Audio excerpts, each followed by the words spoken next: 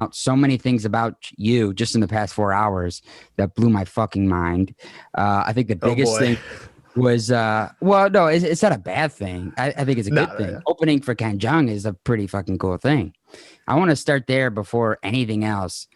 How, I mean, that's for someone who says they wouldn't consider themselves a comedian, dude. Come on, it's fucking Ken Jeong. How did that opportunity present itself? It's All crazy. right. That was a pretty big deal. So I'd I'm say. going to flashback. So just quick backstory. So last year, before I graduated, my senior Mhm. year, first semester, I opened for comedian Ken Jeong. First of all, great fucking dude, hysterical. Yeah. He's just as nice as you would think on TV, like, Mhm. or I mean, in person as he is on TV. And so how I got it originally, so my junior year, I was supposed to open for, do you know who Nassim Pedrad is? She was like, Oh. I think she's on New Girl. She was on SNL for a little bit. Oh wow. Okay.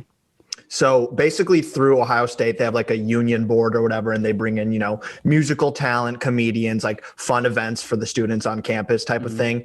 And basically I basically would just like email the comedy chair. I'm like, hey, here's my video. Like if you need any student openers, like I'd be glad to. And so I Right. was supposed to open for this girl on SNL.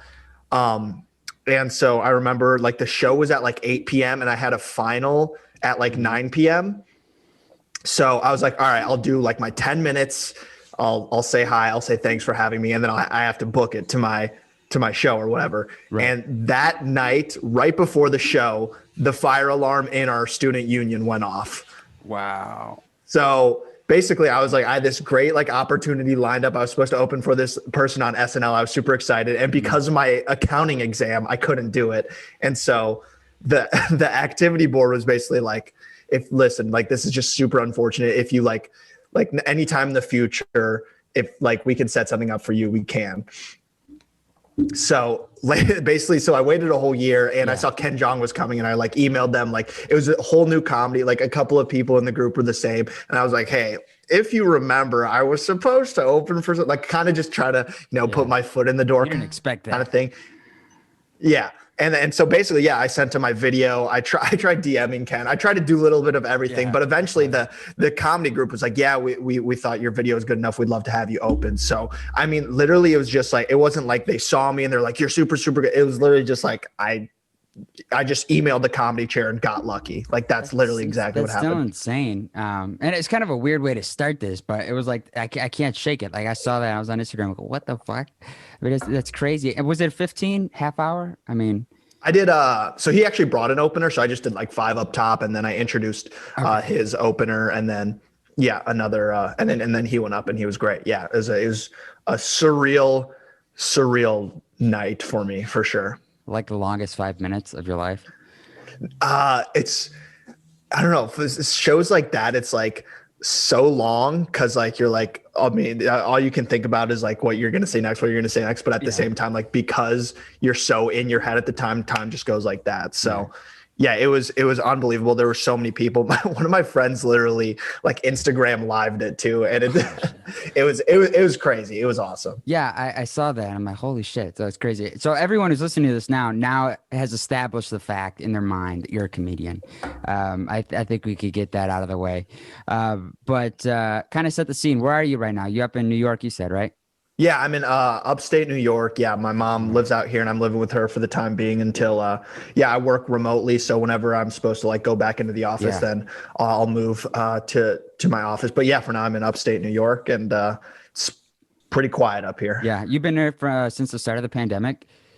Yeah, I would say yeah, my mom's lived here a couple of years and yeah, I was originally supposed to right come like I got a job like my fall of senior year. Mhm. I was supposed to move out to Washington D.C. Oh shit.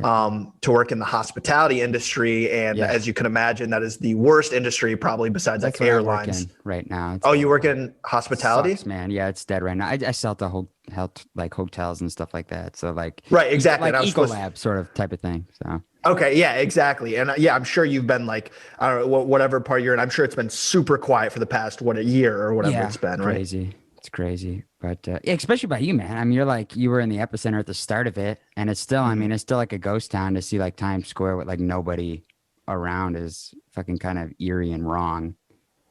Right. So And I'm not even really New York. I would say I'm more Pennsylvania. Like I'm 10 minutes away from Pennsylvania. I'm like 4 hours away from the city. So I'm not like in the cool, like Right. I know cool what you part mean. of New York. So you're like everybody from Illinois who says they're from Chicago. You're in that part. Even worse than that. Like Really? So you're that. people give me shit because they're like, you're not really from Chicago. You're like an hour outside, but like Yeah. this part of New York is like 4 hours from the city. So Oh man, that's crazy. But yeah, I mean, so obviously we talked about Ken at the start. When did comedy kind of come into the picture for you? I know when you had me on your show, you mentioned Mr. SEN, and for people who don't know what that is, it's basically like, it's like I would even know what you would call it. What would you define that? It's basically like who's the funniest of the class type thing.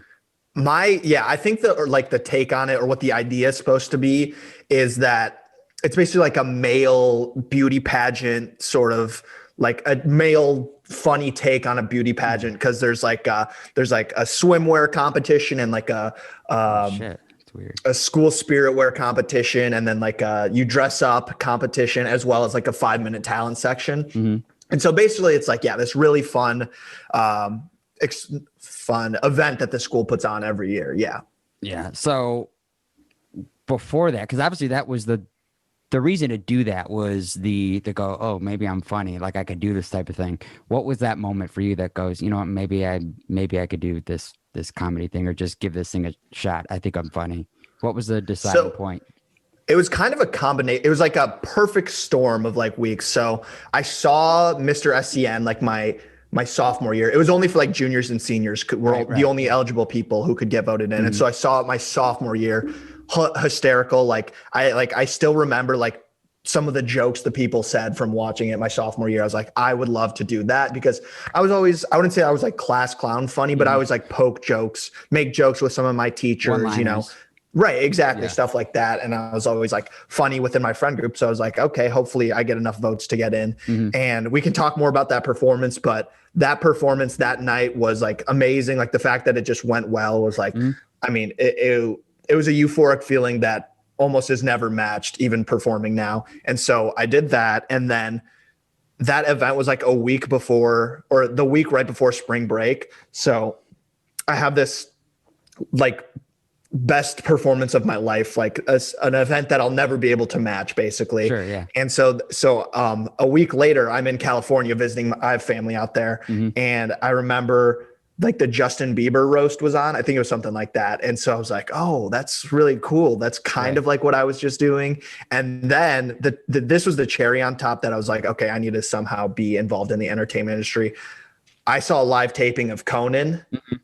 And so like that was the cherry on top. I was like, this is what I want to do. That's originally before stand-up, before anything. I was like, if I want to perform, I want to be a late night host. That's my dream. I watched Fallon every night. It's once in a lifetime. Right, exactly. And so like the cultivation of all those three things, I was like, I want to be a late night host or do something in entertainment. Like that's sort of my long backstory and how I got into it. That's crazy. Now, what year was that? So you said it was a junior, sophomore? That was my junior year. Yeah. I actually competed in the show junior and senior year, but yeah, that was my junior year. Gotcha. That's crazy. What was it about the Conan experience? So, I mean, you use euphoric. It's a big fucking word. But what was so like, I mean, there's more than just going there that was like, oh, I'm going to do this. I mean, was it just the energy, the intimacy? I think probably was a big part of it because it's not like you have 15,000 people crammed in a room or people are, packing Madison Square Garden to go see the Impractical Jokers. I mean, it's very less than 200 people in there, right? Yeah, it's probably right around 200 people. So I don't know. I think it was definitely the combination. Like I perform, I do my own thing one night. And then a week later, here I am seeing one of the biggest stars in entertainment. And it's crazy because the whole experience was insane because they used to do like 4 nights a week, I think. And I think the day that I went, they taped like 2 shows. So they taped like Wednesday, Thursday show. And so I got to the studio as like right between the 2 shows. And so how we got in is, and we can dive into this more if you want. My uncle is a stand-up comedian. So he has connections. So his best friend is the warm-up guy for Conan. And I don't know if you've seen any shows. Basically, what the warm-up guy does is like he goes up there, gets the energy, gets the crowd into it, and then they bring out Conan and stuff. Sure. And so we were eating dinner right beforehand at the studio. And I basically got to eat dinner with like one of the band members, Oh, that's fucking cool. which like here I am, I'm hanging out with like my uncle's friend who's a This is warm-up guy. And happening. then I'm This is sitting real. down. Yeah, I'm sitting down with a guy who's been in the band since like the late night with Conan Oh in like the shit! Wow. 90s or whatever. So I'm just already starstruck, like holy shit, like the show hasn't even happened. I'm eating dinner with a band member, Yeah, it's cool. and then and then yeah, on the way like into like the actual studio, my the warm-up guy who's like my uncle's close friend, like I said, is like, hey, there's Conan, like do you want me to introduce you? And I was like, Yeah, I mean, yeah, of why the course. fuck would I say no to Why, that? bro? Right. And of course I let out like 2 words, I think, something like that. And yeah, we just took a picture. I just said thank you. He probably said something to me, but I was just so starstruck. I Right, was of like, course. I was just like, oh, I'm such a fan. Yeah. Right. And it's funny too, is because even before that, I was never even like a Conan fan. Like I didn't really watch I've late never night gotten into TV. him. I don't know what it is. I mean, he's not listening to the show right now, so I could feel like we could say that. I could say that. Of course, yeah. But who knows? Maybe he is. I highly doubt it. But yeah, like I've never gotten into. I don't know. He's just one of them that I've never gotten into. I'm sure if I watched it, you know, give it a shot, it changed my mind. But he was one that I never got into. Yeah, it's because I had this sort of part of my life where I was very new to perform. I had performed once, so I didn't really know what there was to do. Obviously, I knew Right. my uncle who did stand up or whatever. But yeah, I never watched any late night. I probably, I watched stand up every now and then. I watched funny sitcoms and stuff like that, but I didn't really pay attention to late night. I was like, Conan, who like, do Yeah, people right. watch Conan? It's on TBS. And then I saw it live. I was like, this dude is fucking hilarious. And then I just watched Conan every night since then. I was Really? like, this is what I want to do. Yeah. No, that's crazy. You know what? That is kind of funny though, because I think for me, like because I do concert photography and stuff too, there's a lot of people that are like, I fucking can't stand this artist. And then they come to the theater and then I shoot their show. I'm like, this dude's amazing. Like he changed my mind forever, like live performance wise.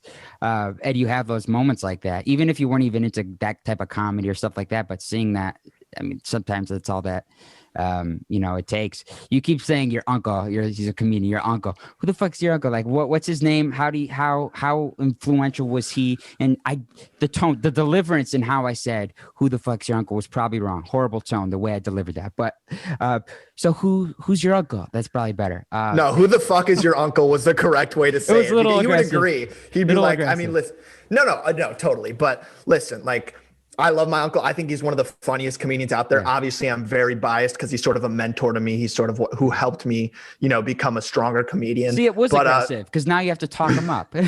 No. I mean, I just think that. But yeah, so he's a stand-up comedian. Obviously, there's thousands of stand-up comedians, especially even he lives in LA. Sure. Just a couple of big things though. He was on Letterman, which is crazy. Which is Okay, that's pretty. crazy, I think that's a pretty big deal. Yeah, I'd say. So he was on the Late Late Show with Craig Ferguson, if you remember Mm-hmm. that from years back. He did that twice, and I would say the two things he's also most proud of beyond Letterman is he actually won an Emmy writing for Ellen. Oh, He wrote for Ellen for a season. That's crazy. Yeah, and he also performs, or used to before the pandemic. He would always go overseas and perform for the troops. So that's his rap sheet, I would say. He does a lot. Yeah. I'd say that's a cool uncle. Okay, so you see you're right for Ellen. What does that mean? I mean, because when we see Ellen, I think, or not when I think when a lot of people see, they don't see that behind the scenes stuff. Just like SNL or even Leno. I mean, there's people who are writing, the sketches and all this. I mean, there's a whole process behind that. What exactly was he writing? What was he involved in with that? Yeah, I think just I don't really know. I don't watch Ellen, so I don't really know how the show works. I But used to assume watch it. Yeah, so I know what he did do. He did write one of the monologues around like Oh, St. wow. Patrick's Day for whenever he was. I remember. I think that was his big like claim to fame when he was on. cool. He only wrote for a season, but yeah, I think he was involved in monologues or just like. I think in the writer's room, you throw out sketch ideas like, here's a segment we should do. Here's, monologue jokes. Here's an idea for something you should do with this specific guest. So I don't know like exactly what he did, like hands on, but I know he definitely helped with the monologues. Like that's usually what stand-up comedians in a writer's room help a lot with. Gotcha. That's crazy. So did he like say, hey, Calvin, pack your bags, let's fucking go? Did he like carry you along and kind of really get your feet wet into, actually live performance for comedy. I mean, because that's something that, one, to just do that yourself, you have to have massive stones. Just fucking put all that together by yourself. It's a little easier if you have a little bit of a support system to do it, because it's intimidating. I mean, it's just like getting on a stage like I do every now and then to do an open mic. It's fucking scary. I mean, was he very instrumental in kind of getting you up on your feet with trying to get into comedy and stuff like that? Yeah, it is weird too, because I have been watching him perform comedy since I was in like whatever, I guess I wouldn't even say since I was old enough to go into comedy clubs, because I remember being like a kid in middle school and he would have to sneak me into the comedy clubs, and the owners of the comedy club would be like, who the hell are you? Like, why is this middle schooler in this, bar? But, my uncle would just be like, oh, he's my nephew, so he's allowed. So I was literally like a middle schooler in a comedy club. Like, this shit was so cool to me. I got to see him perform, which was awesome. But it never really crossed my mind to perform until like this time period in my life we're talking about. And so when I wanted to be like a late night host, because that was like my first official, like that's my pursuit. I thought you just became a late night host. I didn't know there was anything before that. I thought there's just like you interview and you guys hiring. No, it's just a one fucking person thing. Yeah, maybe I'll go viral, and the next thing you know, I have my own late night show on TBS. That's how I work. But yeah, so basically he was like, I really hope you do become a late night host, but you got to like somehow get into it. And he's like stand up was probably like a good route that a lot of people take. So I was like, of course I'll do that. And so he sort of like, I wrote a bunch of jokes starting off, and he like looked over those. He was like, go to open mics. Here's what you should do. Here's how you network with other comedians, blah, blah, blah. And then once I got good enough to like perform on the same stages, and not that saying we're on like the same level, but when I was good enough to like come open for him years later, he's brought me to like open with him on the road and stuff like that. So that's been super cool. Right. Obviously now Mr. SEN is a little bit different than, a necessary stand-up. Right. Because I mean, Mr. SEN, you're going from something that everyone in there knows what's kind of going to happen, because there's a structure to, what each person does. Like y'all have to follow this routine. Stand-up comedy, you're just on your own. The first time you actually did stand-up comedy, walk us through that, because I mean, those moments, if they aren't good enough in the eyes of whoever actually went up there and did the stand-up, sometimes that's enough to turn you off and you never do it again. That first time, what was it like? First, so not in Mr. SE, like doing stand-up actually? Post like actual, like I'm gonna give comedy a thing, like a try. So I wrote like a bunch of material. I was like, all right, here's my 5 best minutes. And I was still living in St. Charles at the time. So I was like, all right, open mics in my area, did the whole Google thing. And I think do you know the filling station? That's still around, right? It's in St. Charles. Yeah. Yeah. Downtown St. Charles. And I remember, no, that was the big problem. It was a music open mic, but I saw open mic and I was like, fuck yeah, this is the start of greatness right here at the filling station. So I get there, and I'm pretty sure you have to be 21 to be in the bar, but I was like, I'm performing tonight. And so they're like, all right, you're fine. And there's like maybe 4 people there. There's like two artists. There's the host of the whole music open mic. And then there's like maybe 1 straggler. And of course I'm this douchebag who's like, I showed up in a fucking button up. Like that was the first problem. I showed up like in an iron button up shirt. Yeah. In my khakis and shit, looking like an asshole. And so they're like, no instrument? I'm like, no, I'm doing comedy. And they're like, oh, that's funny. Yeah, it was very uncomfortable. And so I prepare 5 minutes of material. I blow through it in 2 minutes. It's horrible. I'm like riffing I'm trying to make jokes about St. Charles. I'm trying to, joke about whatever high school experiences I had. It goes horribly. And I vividly remember the next morning I was up at like 5:45 a.m. to work. I was just sitting in the Dunkin' Donuts parking lot being like, holy shit, I really need to find. Town. I got to leave forever. I need to find something I'm actually good at, find a desk that I can sit at for the rest of my life and never be seen again. Yeah. Well, I mean, it's kind of a little different. I mean, you're going to a filling station at that time. What night was it? What night of the week? God, I want to say it was like a Wednesday, maybe a Tuesday or Wednesday. Usually when they do open mics and stuff like that. I mean, shit. Maybe it could have just been the dynamic of the place. I mean, people don't go to filling station expecting to see comedy. I mean, what was it? Was it just a self assessment of self? Like, did you just feel like you just fucked up completely? I mean, was there any engagement? Did people tell you fucking sucked, or was it just like, I think I sucked, I think I sucked? What was it? What was what was the message? Like, I mean, how did you figure out that if you actually sucked or not? Because we all have Well, those just moments. Like, yeah, oh, I yeah, of fucking course. sucked. Oh, And I didn't do good. You're lying. I mean, how'd that go down? I knew like I wasn't gonna like, because like my first time performing at the school like talent show, like that's 800 people and it went well. Like 800 Yeah. people laughing. Like I knew it wasn't gonna be like that, but I was like, oh, I know how to make people. If I know how to make 800 people laugh, I can make I like can fucking four do this, right? Yeah. four non-comedians laugh, no problem. All right. And it's just like people were like looking down at their shoes. Like the host was like, he's giving me like a sympathy smile, like, you're doing great, buddy. Like that's how I knew. Like there was just minute. right, exactly. Well, no, he didn't even have to like give me like the light or tell me it's time, because like I said, I did my 5 minutes in 2 minutes. So yeah, just like I could just feel the vibe.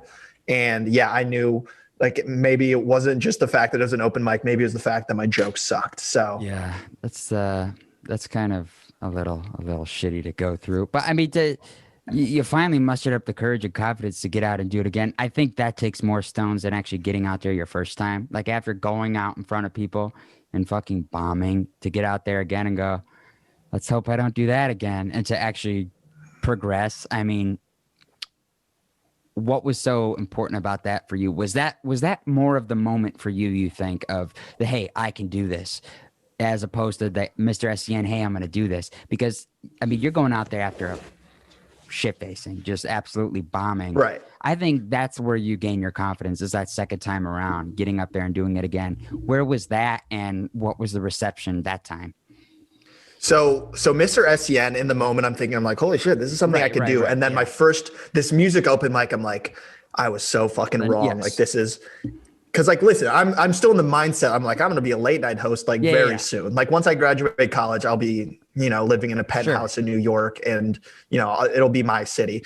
And so I don't know what it was. I don't know if someone had to talk me into doing it again, or if I was like personally, like, I just want to redeem myself. But there is a comedy club in like Naperville, Aurora, like 30-40 minutes from St. Charles. And they actually, like, they were very welcoming to like teenagers. I think I was like 17 or 18 at the time. They were welcoming. They're like, yeah, you just come perform, blah, blah, blah. Like awesome. Anyone can get up. And the comedy club was cool because like usually there was a crowd, which is crazy that you think people would go to a comedy club in Aurora and Naperville. Yeah. But I was just going to say, like, I watched that first set recently, and it's definitely a bomb, but I do remember just getting a couple of laughs on like jokes that were supposed to be jokes. And I was like, this is the fucking greatest thing ever. Yeah. This is amazing. Right. No, you know what? That's a funny thing, because I've heard before that, like, I think it was Garland. He said somewhere along that, he said it's usually the jokes, the ones that you thought are just throwaways, somehow those get the greatest reaction. I don't fucking get it. Like I thought that was ridiculous. They're loving it. So I'm like, I don't know. It is kind of strange. Sometimes how that works. Now, when you're working it, because I don't do comedy, I don't know shit about it. I love watching it, that's for sure. How much of a crafted skill is it, kind of working the crowd? I mean, because it is right from the start. You go to any comedy club, whether it be Zanies. I mean, Zanies, let's just use that for example. They start out with, anybody here for the first time? Anybody got a birthday? I mean, starting out like that's important, I think, because you could kind of gauge the feel, the energy. You work the room right from the start. What's the strategy for you as far as working the room and kind of making sure you're basically looking and listening to everything that's going on, so you could kind of adapt and project your stand-up to certain areas of the room? Right. I think it depends where you're, like, what type of show it is and where you are in the lineup. Like, I think if you're like early on, like definitely if you're the first person, you want to be like sort of interacting with the crowd, so people like realize like, hey, this is what's going on. Like at least try and draw them in, like just bring their attention towards you. That's when you interact with the crowd. But like overall, like if I'm like third in the lineup, or if I'm somewhere in the middle of the show, I usually don't interact with the crowd because I'm not good at like the improv or the crowd work. Like it's I've tried so many times because that's sort of a muscle I've been trying to gain, but I'm like I'm horrible at it, and I'm so bad at crowd work. But the craziest thing at the same time is like the two best sets I can think of, like we're just me like riffing for the first like 2 minutes and like just doing super well. Cause like it's so that I think that's like the best sets that I've had have been involved with like connecting to the crowd right away on like not planned out material. Cause I feel like they know that's way more authentic and it feels like it's off the top of your head. Cause it is off the top of your head. And they're like, holy shit. Like that's how they can tell you kind of know what you're doing. Right. No, I got that. And I think, so what would you say the TED Talks was? The one that you did TED Talks at OSU at Ohio State. What would you say that was? I mean, was that more kind of riffing or was that kind of a more planned thing? No, that was all planned. That was kind of a thing where you had to like submit your script before, like run it in front of like the committee or whatever, so they could like approve. Yeah, I mean it's a TED Talk. That's exactly what you don't want to come out there and start dropping F-bombs or right. Exactly. No, that's crazy. So, I mean, I saw that. I actually saw that about a year and a half ago before, like we even, I don't know what the hell happened. I think it came on my Instagram discovery thing, like people you know or whatever, or people that you follow, you know, they follow this person or whatever. And I saw that and I go, oh, I think I went to high school with that kid. And sure enough, I did. But I thought that was the coolest thing ever. I mean, it's like a TED Talk. I mean, it was a super cool production. I mean, it was like only 5 minutes, but still, I mean, that was like, I thought that was the coolest thing in the world. To kind of have that platform and, you know, opportunity to do that. Yeah, don't read the YouTube comments. They are not on the same page as you. But now I have to read. I'm kidding. I should read these comments. I feel like I should pull these up and read them back to you. There's a couple mean ones and then there's a couple nice ones. So it's pretty bad, which is exactly what I mean. What's the mean ones? I mean, how harsh do they get? I think, I mean, this shit lives rent free in my head. But I think that one of them is like, one of my friends was even like, yo, did you see the YouTube comments? I was like, yes, I know exactly. But it was like, this dude was like, do we really need another Asian comedian talking about being Asian? Like, isn't that like overdone? I'm like, I mean, what? Like, I don't. I can listen. I don't say I can't see where he's coming from, but it's like super, I feel like it's weird, especially in like a TED Talk where like you're talking about like your individual experiences. Yeah. It would just be weird for an Asian dude to go on stage and then just never mention it. Like the people would be like, never mention the fact that you're Asian. Just be right. Like, exactly. like just people would be like, does he know he's Asian? Like, is he just not going to say anything? So, I mean, listen, I get it. If you're sick of Asian comedians talking about being Asian, like, I'm sorry, stand up is about your personal experiences. Okay. But fuck, I forgot the question we were talking about before I started talking about the YouTube comments. We were talking about, I was talking about, obviously that experience, but you mentioned, I was just trying to get into YouTube comments. I brought up the TED Talks and how cool that is, you know, obviously I asked you if it was a riff or is that all prepared? You said prepared. Right. And then you said comments. They're pretty harsh. And that's how we got to where we were. So how has that moment kind of molded you into, you know, kind of building and strengthening your ability to get up in front and perform as a comedian? And how do you use those you know, those comments on YouTube as kind of to help better your approach or better your stand-up as you progress on through? Because I have to admit, I don't think there's any comedian who ever, you know, lets things like that go. Perfect example is Mark Maron. He fucking goes after trolls. He is not afraid to attack. If you watch season 1 of his IFC show, he freaking Dark Lord dude or whatever on Twitter, he freaking goes to this comic store, goes in the back, and just like he fucking hates it. People hate it, and they never let that shit go. Have you incorporated those comments into any of your stand-up since? Yeah. So the thing that sucks is that TED Talk, I probably did it in February, and you know what happened in March. Oh, so it was last year, February. Yeah, it was last year, February. Okay. So I was literally like, I would say like February and like the whole, like probably the past like 6 to 8 months before that, I was actually doing probably the best comedy that I'd been. I mean, I guess that makes sense because you get better as the years go on, but I did the TEDx talk. I did Ken Jeong in that time period. I went on the road with my uncle and opened for him in, you know, California and Nevada. So I was riding this like huge momentum and like things were going, like, of course I'm bombing left and right, like every comedian does. I don't want people who are listening to be like, he's a perfectionist. You don't do well. Right. No, trust me, I bomb way more than I do well. But I had these cool things all like lined up, you know, and then the fucking pandemic hits. So there's like the TED Talk was one of the last performances I've had. And that was literally a year ago. Yeah. I mean, that's tough too, because it's like you have a moment like that, and you're like, that's when I'm gonna pick up the traction. This is it. I'm off to the races now. This is fucking. I'm gonna do it. And obviously the pandemic comes in and stops that. But before that, when you were at OSU, you said you were working at when I talked to you a couple weeks ago on your show, you were working at a comedy club, right? Or you were. Yeah, I was serving at a comedy club, not doing yeah. comedy at the comedy club, So unfortunately. what was that club called? It was a Funny Bone. Is one of the Funny I'm Bone, sure you've heard of. There's Funny Bones all over. That's like the main. Columbus is like the main one. The main one. Yeah. Cool. So I take it obviously you had pretty cool comedians obviously come through there. That was the best job I've ever had, and simultaneously the worst job to have at that time. Because, I mean, if you think about it, what do you look forward to like in college? You look forward to your Thursday, Friday, and Saturday nights, and that's when a comedy club is operating. Your Thursday, Friday, and Saturday nights. Mm-hmm. So obviously, like right there, social life is mostly gone when you're working, 2 or 3 Thursday, Friday, Saturdays every night. But at the same time, like, I was getting paid to watch my favorite people in the world. And sometimes I would get to talk to them. Like, even if I talked to someone for 30 seconds, that would be the coolest fucking shit ever. Like, that was by far the greatest job that I've ever had. And I was not a good server by any means, but just being able to like watch your favorite people or just people you've never even heard of just do their thing that you love doing as well. Like that, it was so fucking cool to me. Yeah. I mean, like, to be honest with you, you said, oh, you probably know the Funny Bone. I don't fucking know the Funny Bone. I mean, this is like, well, it was like the pandemic really kind of, I had nothing to do, so that's when I really started to watch comedy specials, and that's where I kind of really start. I mean, I think a lot of people could speak to that as well. But so Funny Bone, big place, big comedy place.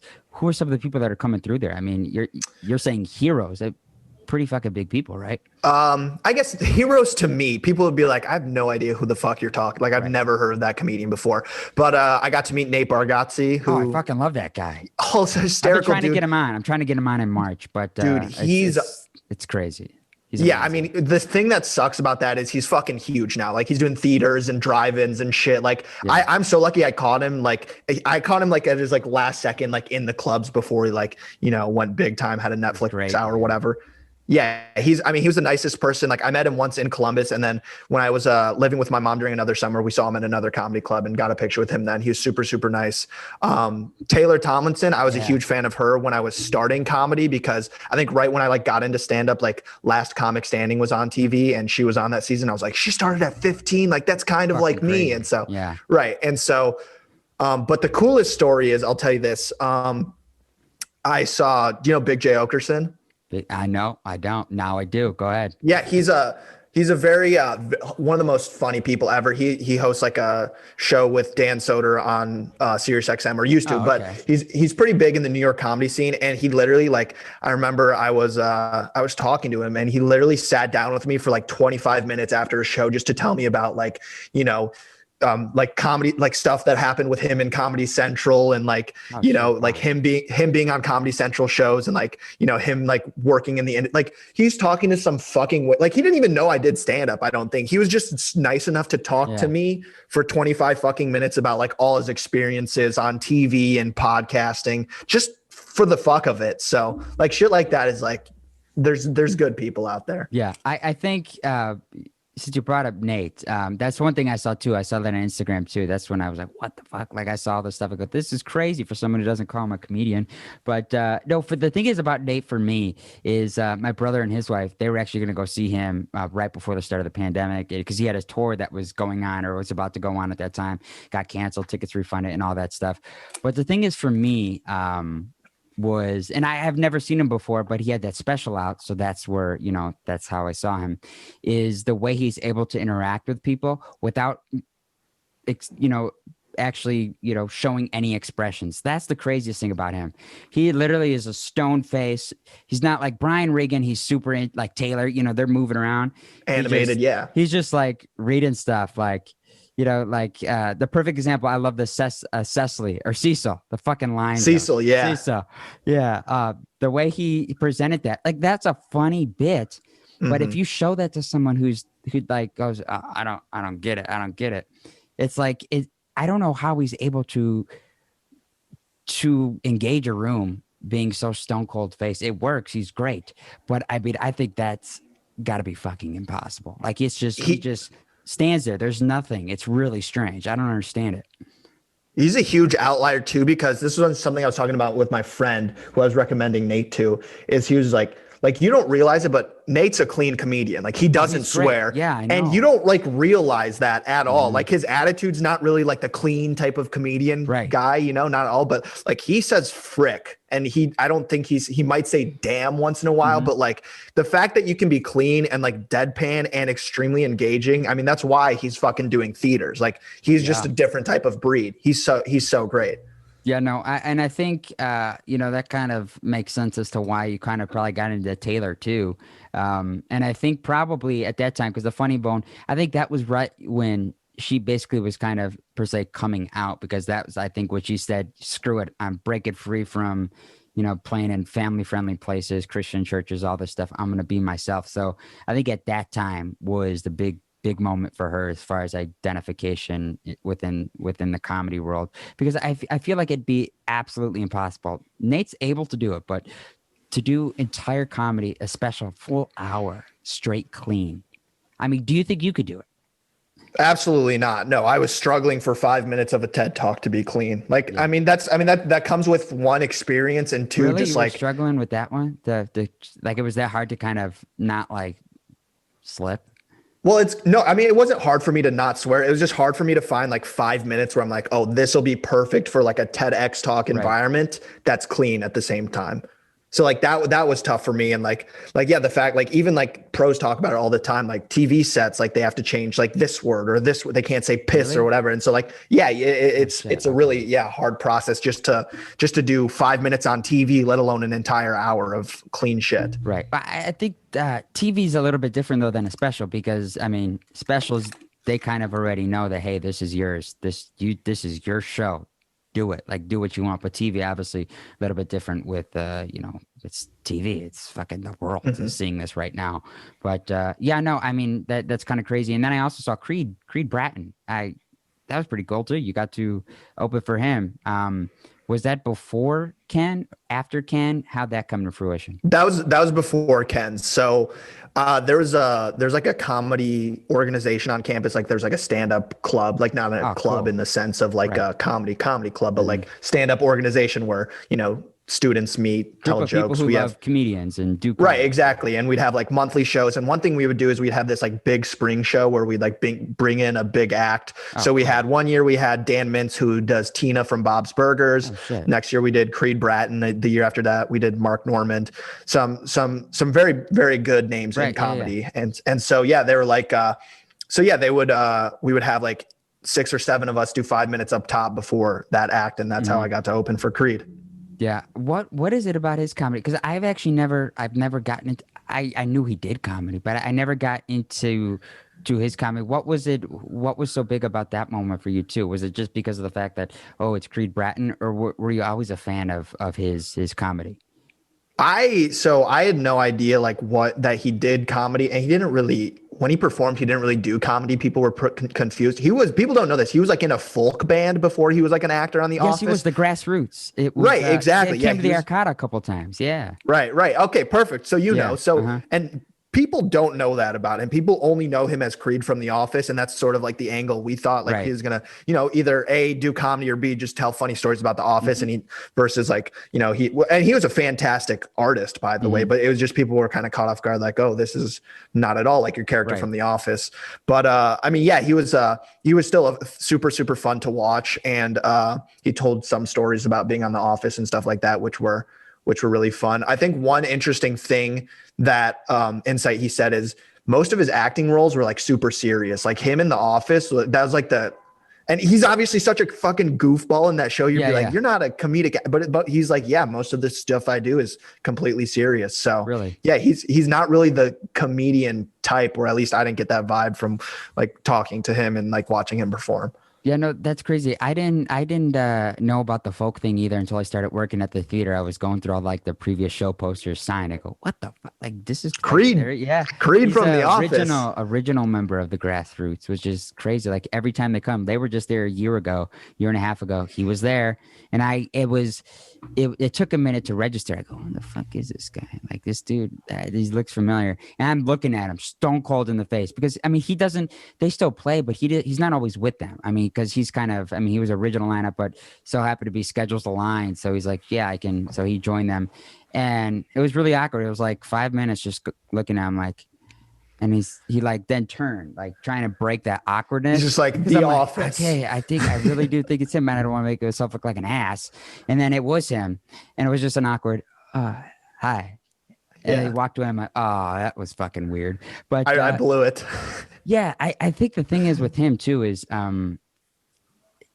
his role in The Office is just great. I think everyone's role in that show was, I think, true to themselves. I think, yes, all those actors, they're obviously acting, but I think all the roles that each of them played was really who I think they identify with best in life. Would you agree with that?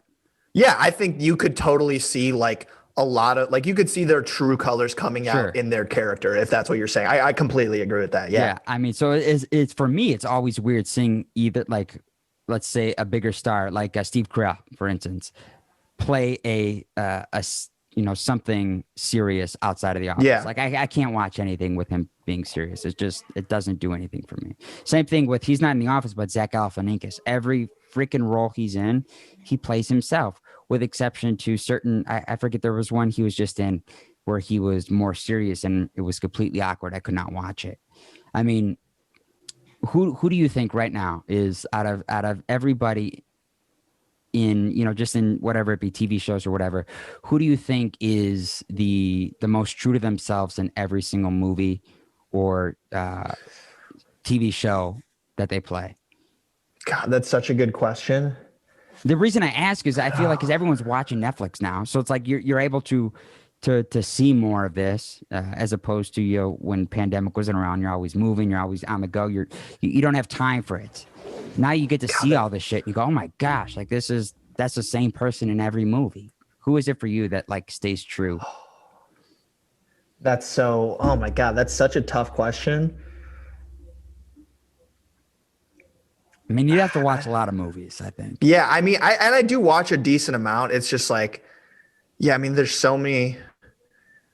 I mean, this is a horrible example because it's quite kind of the opposite, but like Jason Bateman, I watched like Arrested Development and Ozark, and like those are two completely different characters. Sure, yeah. I guess one thing that I was thinking of, I guess this doesn't really apply because you're like every show is the same, but kind of half answering your question, I think that John Benjamin is like Bob from Bob's Burger. Like I totally can see like he's that like dorky like dad kind of, which he's the complete opposite in Archer. But like I can't think right now. So Archer. You don't like Archer? I never got into it. It was weird. It was the animated thing. It didn't do anything for me. I mean, it was put out to be like, it wasn't made as like a funny. I mean, it was kind of like, I don't know. It felt like Deadpool, but animated. It was kind of strange. I couldn't get into it, but it was a big show. I don't know. I never got into it. Yeah, I mean, I loved it just because it took on. So I mean, I love the James Bond movies, and obviously it's a very, very draws a lot of parallels from that. Right. So I mean, I love dumb spy movies, and when you add the aspect of comedy, it is weird that it is animated. That was kind of a thing I had to like adjust to when I first started watching it, because I feel like that show would still be great if it wasn't animated. Really, but you think so?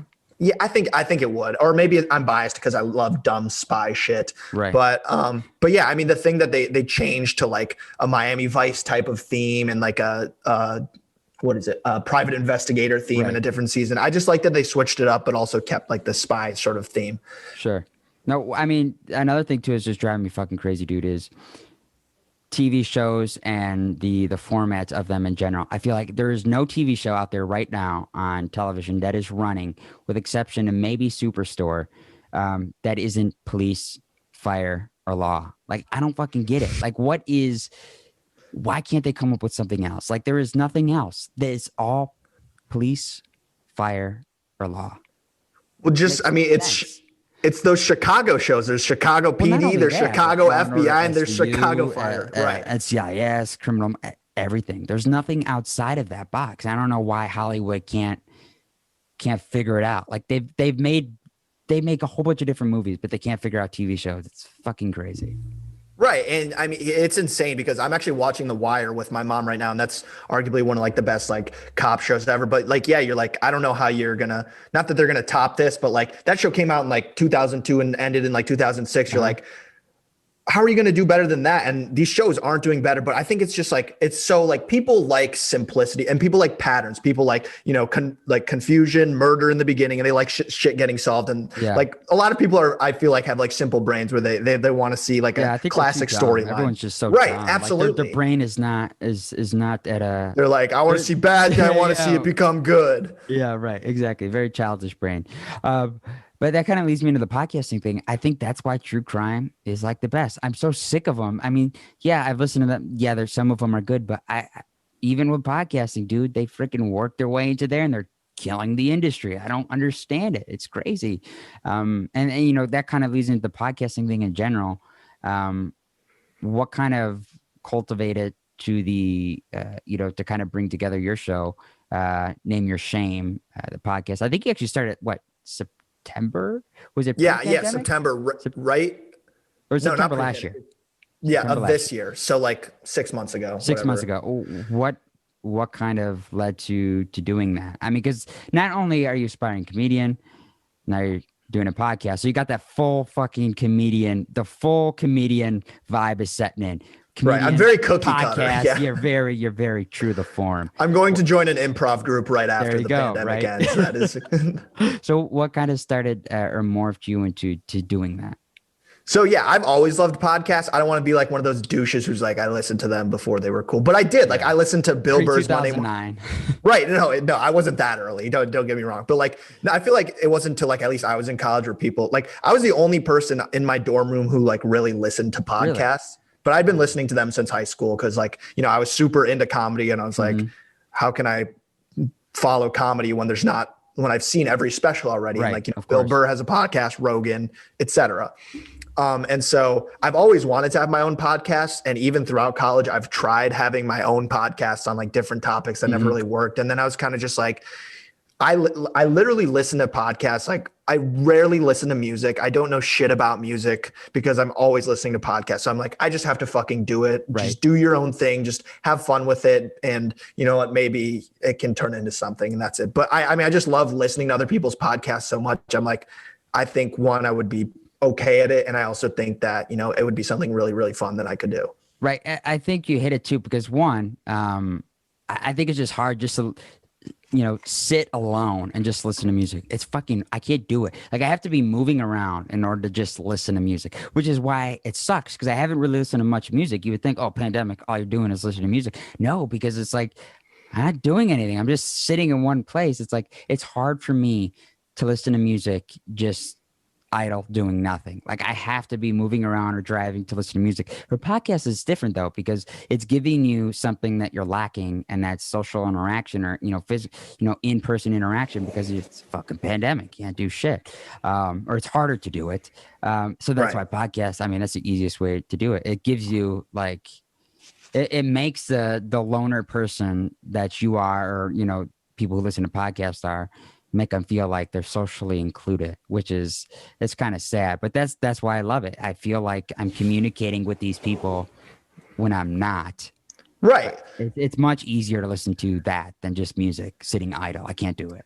Yeah. And there's like, I'm sure there's been like a tweet that I saw that are like, you know, podcast you listen to, conversation says something funny and then you laugh, you're like, ha ha ha, these are my friends. Like, I mean, exactly. that's how everyone... that community. That's why people do Patreons. You have like like they'll do monthly Zooms. Like I'm in Dean Del Rey's, part of his Del Raisers. It's fucking great. Like every month you get on there, you're like, what's going on, guys? You just fucking talking to Dean. And that's the cool thing about that, because you're able to connect with them, and then like each week you literally have this community like, Dean, great show. Like you have all these messages, you're developing that relationship with them. It's kind of spiritual, to be honest, in a weird fucking way. It's kind of strange. Like you feel like you're part of their family, like everything they do, you know. It's like, I don't know, it's weird, but it's a lot easier to do than just sitting alone listening to music. I can't do it. I've tried so much. It's crazy. Right. Yeah. I think, Patreon's like a perfect example, is because like you see, like, even like if you're on a subreddit or a Patreon for a podcast that you listen to, it's literally everyone just talks the same. And like they all say the same shit, which is all stuff they've adopted from the podcasters, which is so funny. But I mean, it's true. It's like, we're friends. Like you listen to what you said, Del Raisers is the name of, like, I listen to Dean Del Rey's Let There Be Talk. He calls his Patrons the Del Raisers or whatever. Del Raisers. Right. And I listen to this podcast Tuesdays with Stories, and the fan group is we're called Tuesdays, and it's just fun being like, I'm a Tuesday, Mark, thanks for blah blah blah. Like Right. it's just like it's cool. Like I mean, we want to be included. That's just human fucking nature, right?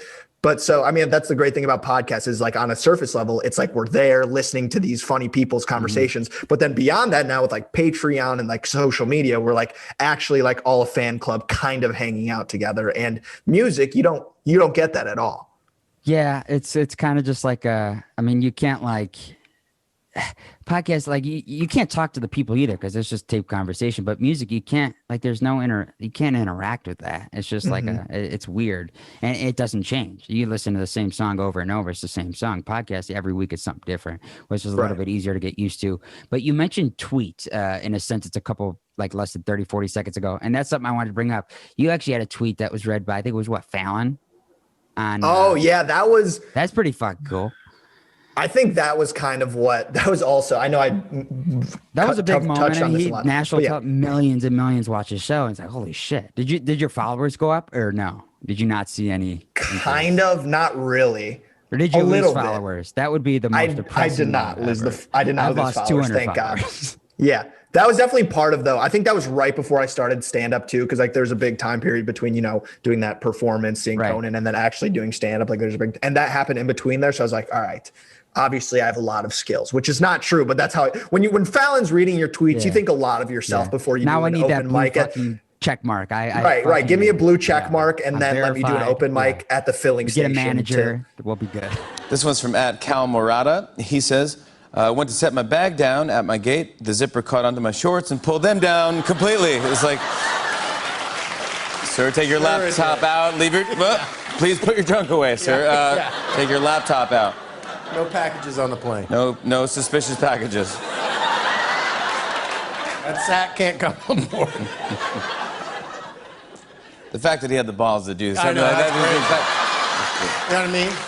He had to sit in the rear of the plane too, so. Right, exactly. That's how before you do comedy, you think you're so much better than every comedian, and then you get on stage, you're like, I fucking suck at this. But that's what's fun about it. But anyways, so Fallon read my tweet. It was the craziest thing. It was like the only time I tweeted at Fallon because like I had this funny story for whatever the hashtag was, and I remember I was in California. I sound like such a douche on this podcast. I was at Conan. I was in LA. I was at California. But it's not a big deal. It's just not a big deal. Don't worry about it. It's not a big deal. But no, I was actually in California with one of my friends staying at my uncle's house. And, because like the time zones are different. I think the Fallon airs like 2 hours later there. Right. And I had a couple of people tweet at me and text me. They're like, dude, you were just on the Tonight Show. I was like, what? And then they screenshotted or they took a video of their TV and Jimmy reading my tweet. And that was just like, I was like, that was the craziest thing ever to hear Jimmy Fallon just say Cal Murata and then to hear him and Steve, right? Steve is his sidekick's name, I think. Yeah. To hear him and Steve just go back and forth and riff on my tweet. I mean, it was still to this day the coolest thing ever. Yeah, I mean, just have him say your name. Like that's, what you should do is you should find someone who's a skilled sound engineer, fucking take that bit and use that as like some intro to your name, your shame, and be somehow get it into like Jimmy Fallon and boom, like somehow work it in there. Like that's like big dick energy. I think that'd be great. You could use that, like do a little montage, take the photos with you and Ken, Creed, Nate, and just build this massive video intro and. I like that a lot, actually. I'm not great with editing stuff or like the sound kind of thing, but like that is definitely something that would work. I didn't even think about that, so it's a great idea. Yeah, and it's funny because I think it'd be great because I didn't know this either. In the start of Mark Maron's podcast, WTF, I never understood why there's this dude who actually turned out to be Mark saying "lock the gates." I guess he did acting for a little bit. He's still trying to become an actor, and that's actually a line out of a movie that he actually did with Fallon. Fallon was in that movie with him, and that was the longest acting bit of his career. It was 2 minutes. Maron, all he said was lock the gates, and he uses that as the intro because he said he fucking made it. I think you should do that with Fallon's bit. I think that would work out great. Right. No, I think that's a great idea because I mean, to this day, I've done a TEDx talk, but I don't think there's anything bigger than having Jimmy Fallon read your tweet to fucking America. So yeah. No, I definitely think, I should incorporate that. Right. And that's another thing too with social media is I think nowadays it's easy to cultivate this following without actually getting out there and performing live, which I think is kind of fucking unfair to people like, Conan who cut their teeth when it was actually like you couldn't sit home and like put out, what is it now? I think Twitter's 280 characters TikTok. instead Oh of yeah, yeah, 140. yeah. So it's like you can't, you couldn't do that back then. You actually had to get up, get your ass on stage, bomb, succeed in order to get anywhere. And that's, I think, too, is Twitter, I think, was a huge, very instrumental part of the shift and resurgence of comedy in general. In '06, when Twitter came out, I actually listened to an interview. Jack Dorsey started that actually just as a communication system just for his employees. That's why at the start, Twitter was used for, hey, going to the gas station. Okay. So what Right. Jack would do, his team, they would go, oh, okay, so he's out doing that. It's fine. It was like Slack, basically. That's what he built. Group me. Yeah, that's exactly what I was Built it thinking. just for that. Right. And then like years later, he started seeing like hashtag. What the fuck's a hashtag? And you go, oh, so this is like, someone said, hey, went to go visit my brother, hashtag family. So it's like community. So now you can follow that community and that topic. And then eventually 2009 was a huge year for comedy and Twitter, because what it is Dorsey came out and he said the more he thought about it, comedy became so much more popular because of Twitter. Because one, it pushed comedians for their one-liners, their little bits. I mean, comedians, they're not going out there writing paragraphs. It's all about short, sweet, boom, send. And I think Twitter was instrumental in the shift and kind of the resurgence, I think, of comedy across, the entire spectrum of, ages. I mean, it went from being more of a yuppie type of, kind of niche thing to like late 20s, mid 30s. Now you got high schoolers to freaking older people because of Twitter and the way they can hit send and get their comedy out to everybody in less than a second. How instrumental do you think comedy would be where it is today if Twitter didn't exist? I don't think so. I think, yeah, Twitter and That was a long yeah. fucking question. I don't know how it got there, but it got there. No, I completely agree with everything you said, and I think that's such a cool backstory that it started as like a Slack. I didn't know that. I thought it was. I mean, because Twitter used to be like literally. I read some of my old tweets, and it was literally just me tweeting at my friends like, "Hey, what's number two? Yeah, right. What's number two on the problem sets?" Like that's what I would fucking tweet out, right? I'd always tweet out some like now Twitter's a fucking shit show, but I think absolutely it's pivotal when it comes like comedy because now like you said, comedians are tweeting out their like one-liner bits or they're quote tweeting something and they're tagging it with a joke or they're tweeting out their jokes from their specials or something like that. Like you just have so much more access at your fingertips where, the good thing is like comedians that I love who maybe don't get as much recognition as they should get to blow up more because more people, more eyes are on their tweets, more clicks, whatever. But then at the same time, you also have people who, have had a couple tweets go viral and then they call themselves a comedian in their bio. So it's a double-edged sword for sure. Yeah. And then sometimes you have people who tweet that, become terrorists and stuff like that. You have. Right. Exactly. Yeah. We have stuff like that too. The crazy thing though is I didn't realize this, but I guess Twitter, there was a tweet sent out. It was May 2011, when, that whole Osama bin Laden rage went down. Twitter was actually, I guess, an instrumental part of assisting in that because of people within, I think it was, where was it? It was in Afghanistan that got him. I think it was in Pakistan, whatever. It's fucking Middle East area. And someone tweeted out with where that raid kind of went out, just someone who lived there. And they said, choppers overhead, like 1 a.m, kind of strange, not the usual here, send it. And I think the hashtag was like, what the fuck? And the military saw it and said, delete it, because all of a sudden flags went up and now the local military in the town started going, what the fuck's going on? So it's like Twitter has been so powerful in the sense that, I mean, they're calling our bluff during the most critical operation of freaking SEAL Team 6's lives. I mean, to think how it came from something so small and, made for just business communications to almost breaking our terrorist raid on the man who freaking did 9/11 is fucking insane. I mean, the Yeah. power of it is crazy, knowing that you can interact to anyone who's on the platform in just seconds by tweeting at them, and they can see it. I don't know if all these celebrities actually read them, but I think the power of knowing that you could send a message to any one of them right away is fucking crazy.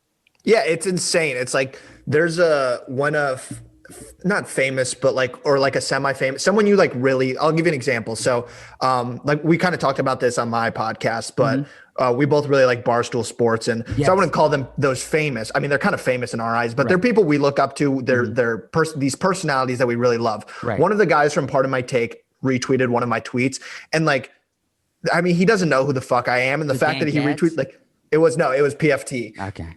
Which was so cool. And I was like I just like made like a joke, or I forgot what I said exactly, but the fact that he retweeted me, like, you don't get that opportunity like years ago. You hear these people on the radio and that's it. And now you can literally DM them telling them, you know, I'm your biggest fan, or telling them that you fucking hate them and they should go off the air immediately. So it's like I said, it's a double-edged sword. Like, it's never been easier to interact with your fans, but I'm sure all these people are like, all right, I also don't want to hear most of the stuff people are saying. Right. And that's another thing too, is, I mean, I think the bad thing about social media is you find out who's really fucking weird.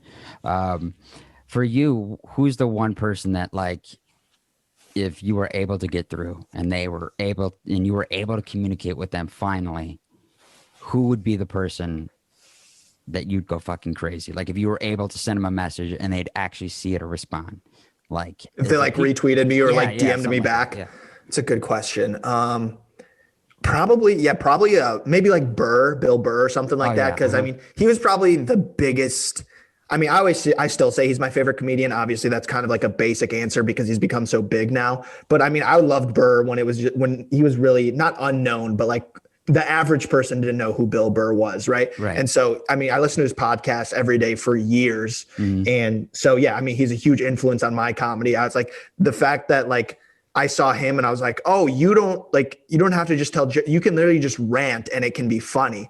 And like, listen, myself and along with other people are really bad at that type of comedy, but like that was such a huge inspiration. So for him to like either read one of my questions on his podcast like he does, or DM me back, or retweet me about anything, that would just be so fucking cool. Yeah. And another thing too is about social media is I didn't know when I looked at that photo earlier of you and Ken after opening at OSU, the fact that he fucking responded, said you killed it. Unreal. That's fucking epic. Like, I would frame that. Like, I would literally frame that, put that up 24x36, frame that shit. Like, that's insane. Like, I never the opportunity itself is cool, but for him to freaking fire back and say you killed it, then that's insane. I mean, I just think like he didn't have to say anything. He didn't have to say and shit. I would have still he didn't even have to say hi to you because he had his own opener. I don't even know how he felt like when they say, hey, listen, hey, we fucked up, fire alarm or alarm went off. Please just let this kid so he stops emailing us. Part of me feels though like he was actually like, sure, yeah. Part of me feels like he was actually really into the idea of having someone else too, because he doesn't just fucking respond. I feel like a lot of time is the big guys, if you ask them, they might not even be able to say the person who opened for them's name. Like, it's just, that's how detached they are. But for him to actually interact with you is fucking crazy. Here's something I'll tell you that's funny.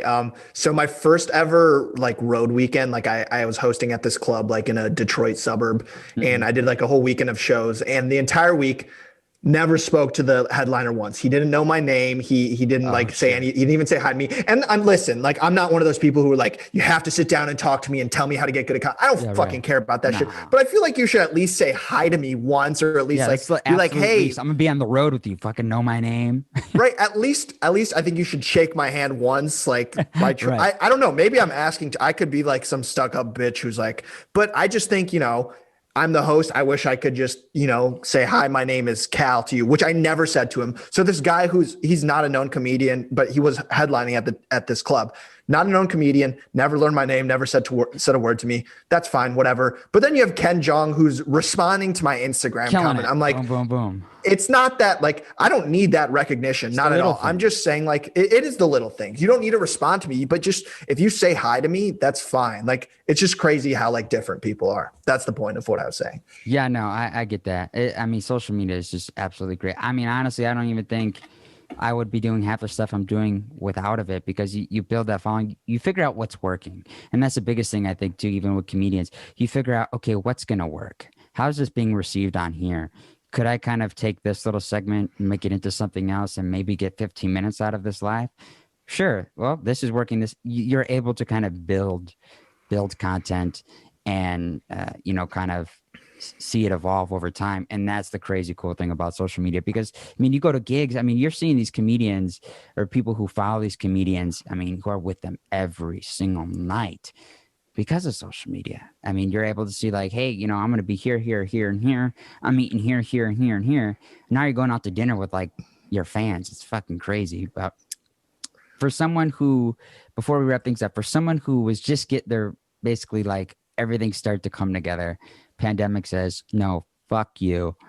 Right after TED Talks, you aren't doing any of this. Do you have any kind of hope and kind of, do you think there's going to be another chance sometime soon? Maybe this year. 2022 is what I'm hearing from everybody as far as concerts go. But do you feel there's any kind of light at the end of the tunnel for someone like you who's really trying to just go full throttle with comedy, to have an opportunity at some point at all this year? It's really tough to tell. And I think, like, don't get me wrong, like being able to do a TED Talk and open for Ken Jeong, like, are so amazing, but I still have a long ways to go. Like I'm still in whatever the beginning stage of my career. Like I'm still, there's so much stuff I don't know. There's so much there. I need to improve on everything. So I still have a long way to go. Those are just great. Right. Exactly. But in 2021, probably not. Like, I did a Zoom show. Exactly. They're exactly what you would think. And like, I had a lot of fun, but it was like a New Year's Eve show. So there were a bunch of people on, like the people who organized it, like brought it together really well and organized it very well. So that's why. But like open mics, I would usually do like 3 or 4 a week, whereas you can't do that. Even like, you don't want to do a Zoom show 3 to 4 times a week. Right. And so in 2021, I'm going to guess maybe in the winter, like November, December, but I think, 2022 is a year away still, kind of. I know. It still is the fucking winter. So fucking shit. So I think, I think that's what sucks about all this. But for now, I guess the best thing for me to do is, keep doing my podcast, because that's a form of content that I can create and sort of gain that muscle. I can, tweet out jokes as best as I can, do TikToks or whatever, because that's another outlet for people to show their content and stuff. So it's kind of like, it's not that I don't want to have to make these TikToks or anything like that, but like, that's just what you have to do. That's the only way to create content now. So you're going to do it, because you just have to grow as much as you can with what you're given. So that's kind of where I'm at. And now. I think too, with the podcast comedian, that's your way of saying, hey, I'm going to be at the, Apollo Theater, blah, blah, blah, but you're able to kind of, and then you go, oh, fuck. Hey, how'd you hear about this? How'd you hear about me? Oh, Instagram, boom. So it's like, it used to be email lists. Those still kind of work. A little bit old fashioned, but definitely. Podcast, plugging all that stuff is huge. It looks hopeful though, man. Nate Bargatze, I think he starts up in August. His tour does so everything. They're selling tickets. So they're selling tickets. It's not like, not open yet. They're selling. So that's positive. It does look like this fall is going to be a thing. But prices are way too expensive just to enjoy it because of the safety and all that stuff. But awesome. Calvin, I really appreciate you doing this. Yeah, man. Thanks for having me on. This is a great time. I would love to have you on my podcast anytime you want to go again. You're a fantastic interviewer. I had such a blast. I hate just thinking back about some of the things I said. I'm like, I sound like such a douche, but at the same time, like I had a fucking blast. Pretty fucking douchey. No, I'm joking. No, it's fine. I'm sure. No, whatever. But regardless, like I said, I had such a blast. I loved it. This fucking hour and 10 we just did flew by. I looked up and it was already 8 o'clock. So I know, I did too. I go, oh shit, it's 8 o'clock. It's crazy, Awesome. But thank you so much, dude. It was awesome being here. I really appreciate you having me. You bet.